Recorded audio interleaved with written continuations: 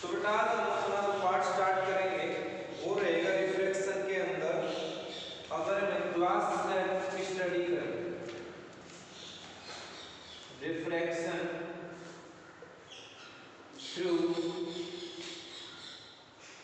एक glass slab, और glass slab भी कैसी, रेक्टेंगल।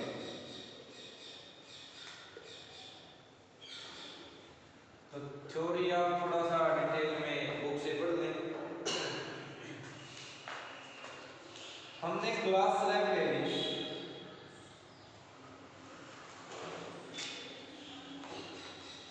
यहाँ क्या मीडियम होगा, एयर, अंदर ग्लास, बाहर एयर। तो यहाँ पे दो रिफ्रैक्शन होंगे, लाइट यहाँ पे एंटर हुई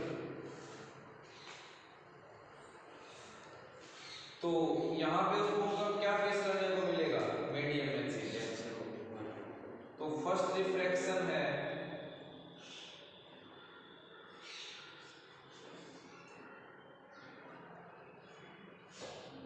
N1 डैश,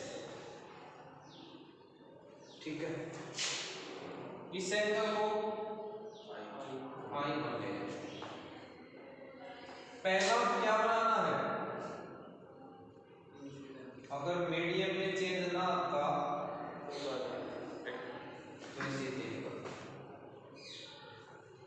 अब ये कहां से कहां जा रही है, रेयर डेंसर और दूसरा डेंसर से रेयर जाए। तो रेयर टू डेंसर में कहां बैंड होती है, टुवर्ड्स, इसके बीच में। एक अगली बात और ध्यान, डायग्राम क्लियर बने तो इनके बीच में कर देना अंदाजे से।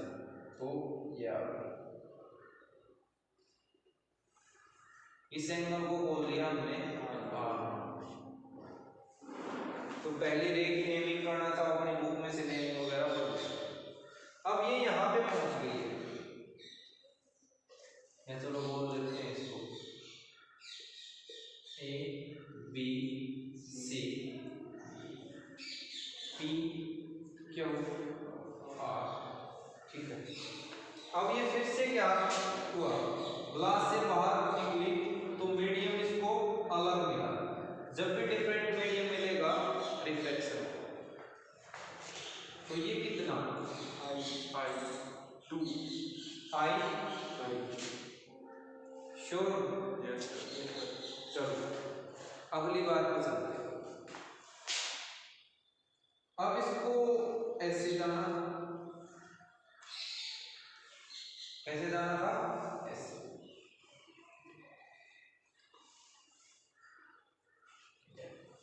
बट क्या देखेंगे, अगर डेंसर से रेयर जाए तो अपने पास से थोड़ा सा दूर हट के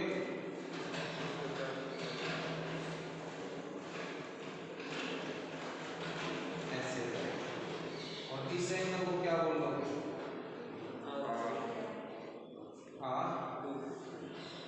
क्या बोल देंगे, आर। जो बिल्कुल नंबर ऑफ रिफ्रैक्शन के बाद बाहर निकल के जाती है उस रे को बोलते हैं इमर्जेंट रे। एमर्ज का मतलब बाहर निकल के जाना लास्ट में, तो उसको क्या बोल लेंगे, एमर्जेंट। अब आप एक चीज देख रहे हैं, लाइट आपने ऐसे डाली, ग्लास स्लैब में जब एंटर ऐसे हुई, और अब जा तो ये उसी तरफ रही है, पर ये क्या होगा, साइड वाइज स्ट्रेस हो गई। क्या हो गई, साइड वाइज। तो यहाँ पे जो डी है इसको बोलते हैं लेटरल डिस्प्लेसमेंट।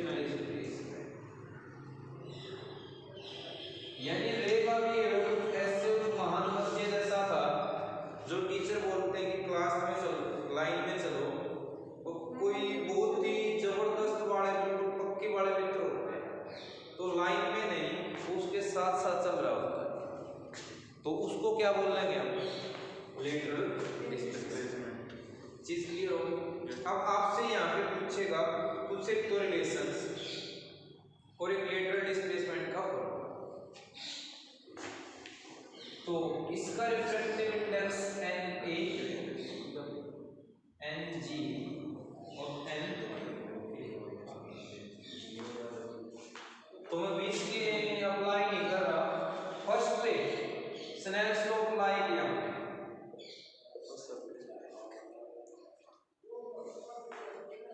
कितना आएगा पहले का रिफ्रैक्टिव इंडेक्स Na, पहले में एंगल sin I1, दूसरे का Ng sin R1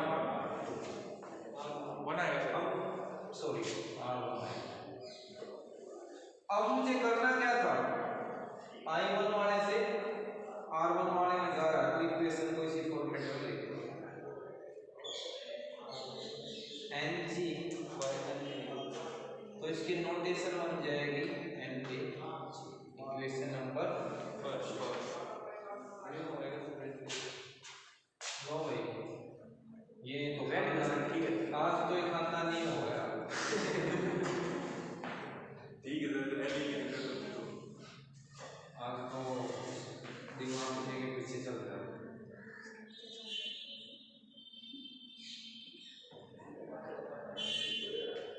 अब ठीक है,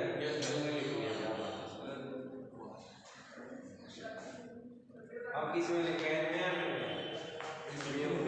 देखो कैसे अब कर लेते हैं, इस मीडियम से जा रहा है तो म्यू जी, एंगल था sin I2, mu A sin sign, तो यहां से आपने निकाला, अब देखो इधर से इधर जा रहा है तो पहले वो रखना है दूसरा mu A by mu G, equation number. अब एक और जबरदस्त सी बात लाइट फॉलो करती है, बहुत ही बढ़िया प्रॉपर्टीज की फाइंड आउट की हुई। अगर तुम यहाँ पे मिरर लगा दोगे ना यहाँ पे, तो इतनी स्मार्ट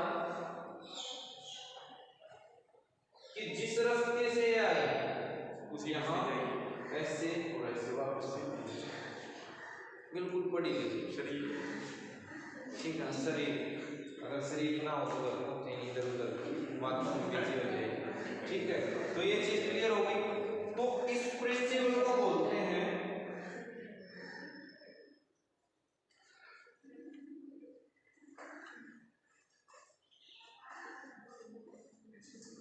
रिवर्सिबिलिटी, कि लाइट को अगर रिवर्स कर दिया जाए रिफ्लेक्ट करके, तो ऑब्जेक्ट जिस रास्ते से आई थी उसी को फॉलो करेगा। तो एक स्टेट हम पढ़ देते हैं आफ्टर रिवर्सिंग, क्या पढ़ देते हैं आफ्टर रिवर्सिंग। तो आफ्टर रिवर्सिंग स्नेल्स लॉ जब लगाओगे तो आपका पहला मीडियम ये होगा, ये होगा ये वाला सर, ये वाला, तो म्यू ए, तो एंगल भी कौन सा बन रहा है R2 वाला sir, mu G sin I2, बात तो वही है सर, डायरेक्टली इसको पर भी रिलेशन निकाल लेंगे, इस वजह से बता रहा हूं। अब आपको क्या करना, पहले आप इधर से चले थे R2 की साइड से चले थे, तो यहाँ आपको sign R2 by sine I2 निकालना है, ना कि sign I2 by sine.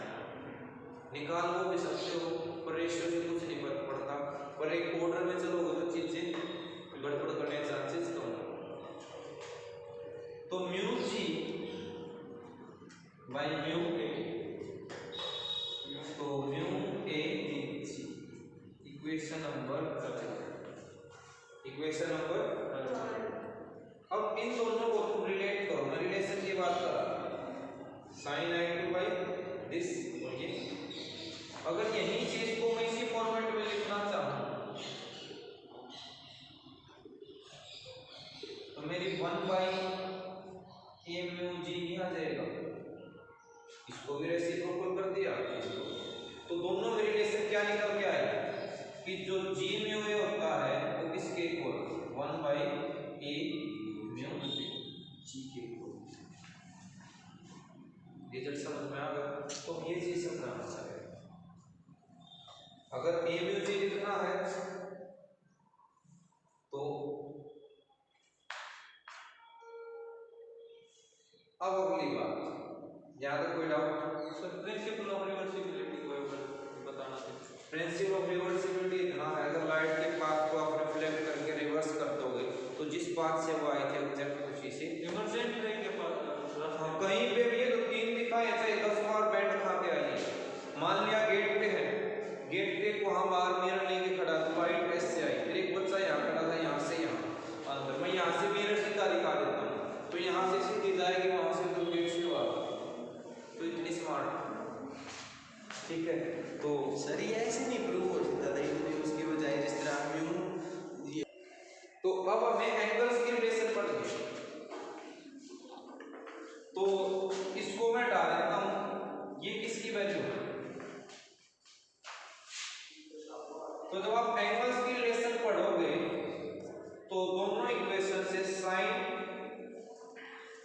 I1 by sin R1 is equal to sin R2 by sin I2 I।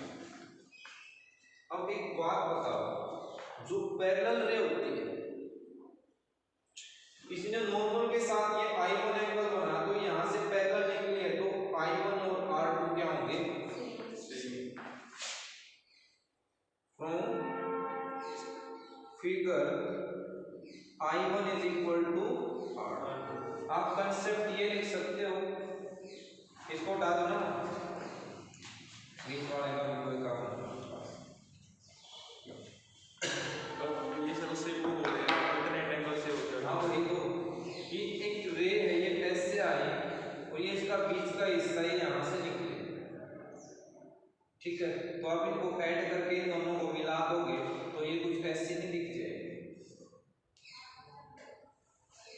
मैंने दोनों लाइन को खत्म करके सीधा कर दिया, तो ये एंगल क्या हो जाएगा? सेम हो जाएगा। तो जब ये सेम हुआ तो साइन I1 किसके इक्वल? sin R2। तो यहाँ हट जाएंगे, तो क्या निकल के आया? 1 by sine R1 1 by sine I2। Reciprocal same है, तो इनका रेसिप्रोकल ये लोगे तो डायरेक्ट भी सेम आएगा, यस और नो? यस। तो R1 किसके इक्वल आ गया? I2। तो ये एंगल इसके, ये एंगल इसके बराबर आता है, तो ये रिजल्ट पड़ेगा, तो याद हो जाएगा। तो क्या क्या निकल के आया? I1 हटा दो सारे,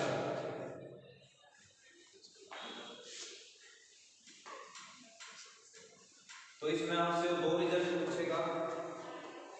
पहले वाला क्या कि एंगल की बात करें I1 R2 के, और अंदर वाले यानी आउटर एंगल ऐसे आ जाएगा, हो सकता है डायग्राम में गड़बड़ करके चेंज करके दे दे, इनर एंगल, ठीक है। अब आगे आता है लेटरल डिस्प्लेसमेंट का एक्सप्रेशन।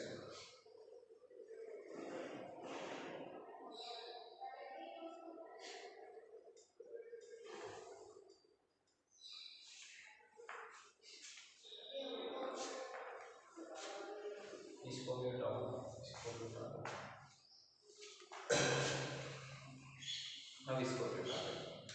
इसकी थिकनेस ले ली टोटल 3, तो मुझे ये निकालना, क्या निकालना है? और यहाँ पे एक टर्म और डिफाइन करेंगे कि कितनी हुई इनिशियल डायरेक्शन से, यहाँ डेल्टा कितनी चेंज हुई? डेल्टा। तो delta is angle of deviation. क्या होता है? डेविएशन का मतलब क्या होता है? डेविएट मतलब क्या होता है? अलग छड़ना, अलग होना, मुड़ना, ठीक है, कितना हो मुड़ना, ठीक है। बेटा ये ऐसे था, इतना हो गया, तो यहाँ पे तो मोड़ी है, बाकी को सीधी होगी, तो इस एंगल को क्या बोलते हैं? Angle of deviation. आगे चलते हैं। तुमने 10th क्लास में एक खानदानी बीमारी देखी होगी, sine theta, cos theta, tan theta, फॉर्मूले तो याद होंगे, और वो एक एप्लीकेशन वाला इसका जो चैप्टर आता था उसमें कहीं पे साइन निकाल के खड़ा हो जाता था, कहीं पे टेन, पता ही नहीं चलता ना सिर ना पैर। और शायद आगे भी तुमने और भी 11th में पढ़ा होगा, 12th में भी, पता ही नहीं चला कौन सा सिर लेना कौन सा पैर, पर आज उनका सिर और पैर चोटी वगैरह सारी बता देते हैं, कहाँ से चोटी पकड़नी है, कहाँ से सिर पकड़ना है। तो देखो ध्यान से, उस कंसेप्ट का यूज पहले आपको ये पता होना चाहिए होता कब है। कोई बता सकता है इसको कब लगाते हैं? क्या सर? जब राइट एंगल ट्रायंगल होता है, जब राइट एंगल ट्रायंगल जब लगाते हैं sin I राइट एंगल में तो आप वो भी तो लगा सकते थे पाइथागोरस। तो जब एंगल की बात हो जाएगी सर इसमें तो दो साइड बता लेंगे, पाइथागोरस से तो इसे फाइंड कर लेंगे, फिर और आ जाएंगे एक ट्रिग्नोमेट्री। बात बताता हूँ, इससे सारी साइड पता चल सकती है। दोनों में डिफरेंस बताता हूँ। अगर राइट एंगल ट्रायंगल है और अगर दो साइड दे रखी है तो पाइथागोरस से तीसरी निकाल सकते हैं। और अगर राइट एंगल ट्रायंगल में एक साइड और एक एंगल गिवन तो सारी साइड सब कुछ बता देते when one side and one angle, ठीक है।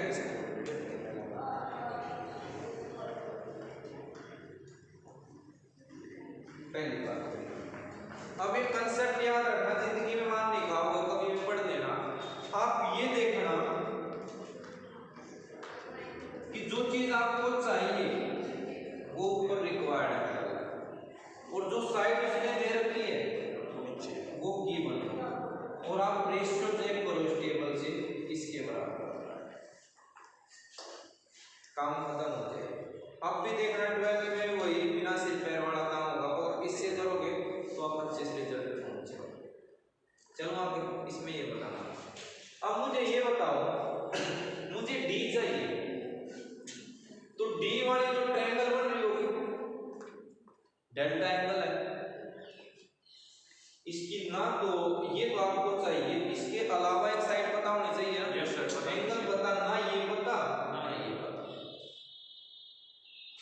फिर और सोच के देखो कि क्या कुछ और आसपास का दे रखा है, ये सही तो तरह देखो इसका एंगल दे रखा है और इसकी ये साइड टी है, तो ये साइड पता। तो यहाँ पे आपको ये कंसेप्ट दो बार लगाना। पहले इस वाली से ये कॉमन वाली साइड है ये निकाल देंगे और इसके हल्के, तो पहले कंसेप्ट को समझा करो, उसमें करना क्या है।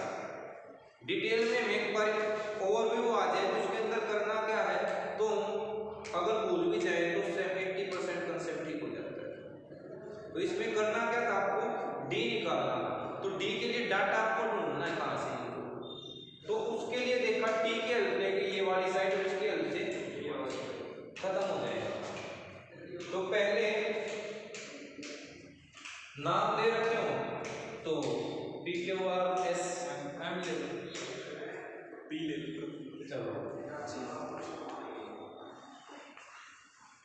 तो इन ट्रायंगल पहले वाली कौन सी, क्यू एम आर। अब मुझे ये बताओ चाहिए कौन सी आपको, इस ट्रायंगल का कौन सा साइड चाहिए, Q R sir, Q R. तो रिक्वायर्ड गिवन कौन सी है, Q M sir. Q M नहीं लिखते, सीधा टी लिख लो, एक स्टेप और छोटा कर देंगे, सीधा क्या लिखा टी। अब मुझे बताओ क्यू आर इसका क्या है, हाइपोटेनस सर। हाइपोटेनस। बेस क्या है, बेस। बेस, ठीक है। तो h by p किसके इक्वल आता है, सेकंड और एंगल कितना, आर सर। तो क्यू आर किसके इक्वल आ गया, सेकंड आर टी आर, ठीक है। कोई समस्या ना, in triangle Q R N नहीं माना, तो इसको एन क्यू आर या बिना नाम के भी मैं तो वहीं ऐसे ही सीधे एरो लगा के काम चल जाता है, पर तुम करना है तो कर लो। तो डी आपको चाहिए, अब गिवन आपके पास क्या हो गई, क्यू आर। डी क्या है इस ट्रायंगल का, परपेंडिकुलर सर। एन पे परपेंडिकुलर है सर, एन पे परपेंडिकुलर है। परपेंडिकुलर क्यू आर हाइपोटेन्यूज है, क्यू आर क्या है, Q R sir hypotenuse sir, hypotenuse base है सर, बेस है सर। चिंता ना करो, मैं पहले ही सोच रहा था कि इसमें कंफ्यूजन आएगा। नहीं सर, हाइपोटेनस इसका भी परमानेंट इलाज दे देते हैं आयुर्वेदिक, ठीक है, तो आगे उसमें भी कभी मार नहीं खाओ। समस्या आती है किसी भी ट्रायंगल में, यहाँ तो मैंने टेढ़ी सीधी बना दी,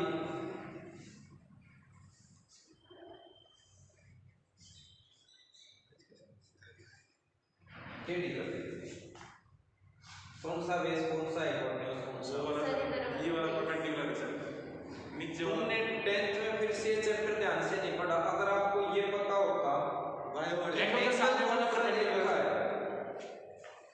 हमेशा याद रखना, पहले बेस को आइडेंटिफाई करना, अगर थीटा इधर है तो इसी ट्रायंगल में थीटा इधर है, परपेंडिकुलर बदल। तो पहले एक साइड देखना, बेस जो होता है ना उसके एक वाले कॉर्नर में तो थीटा मिलेगा और एक साइड वाले कॉर्नर पे 90 डिग्री मिलेगा। तो पहला काम आपको क्या करना है, थीटा इधर वाले में देखो, इसमें भी बन रहा था 90, इधर से देखोगे और इधर से देखोगे तो भी 90, पर अब ये पता चल गया बेस के एक साइड थीटा एक साइड ये क्या है, ये बेस। पहले बेस को ढूंढो इसे। अगर इसमें होता तो इसमें सर वो वाला बेस साइड वाला बेस ये परपेंडिकुलर सर। ठीक है, अब आपने बेस ढूंढ लिया, अब थीटा के जो सामने है वो परपेंडिकुलर, वो क्या है, परपेंडिकुलर सर। तीसरा। पहले हमेशा बेस को ढूंढो। तो अब इसमें बताना, इधर 90 नहीं बन रहा, इधर 90 बन रहा है, इधर थीटा बन रहा है, तो ये क्या हो गया, बेस। ये परपेंडिकुलर ये हाइपोटेन्यूज। इसीलिए बताया, अगर तुम इसको देखोगे ये लेंथ नियरली सेम है तो पता ही नहीं चलेगा कौन सा, तो बिल्कुल ध्यान से समझ के तब काम करना चलेगा। तो क्यू आर क्या होगा इसका, हाइपोटेन्यूज सर। तो पी बाई एस इसके इक्वल साइन कितना, डेल। तो डी आर कितना, डी कितना आया, क्यू आर इंटू साइन डेल। ये वैल्यू यहां से पुट कर लो, T into second sine del.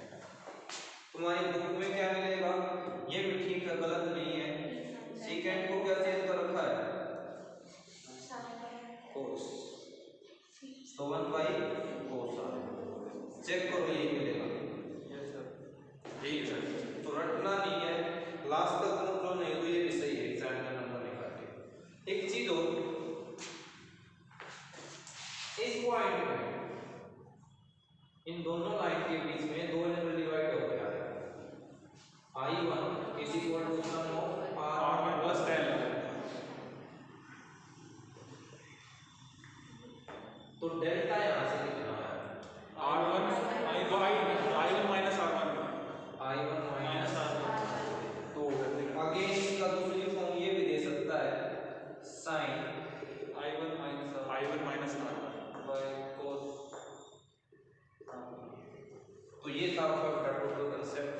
तो दो चीजें आपको इसमें समझनी है, नई बातें ज्यादा थी, अगर खत्म तो इसको करवाना तो 5 मिनट में करवा लेते, 10 मिनट में, पर समझ गए आगे बहुत कम आएगा। फिर आगे वाले कंसेप्ट को नेक्स्ट क्लास में डिस्कस करेंगे, तब तक के लिए क्लास खत्म।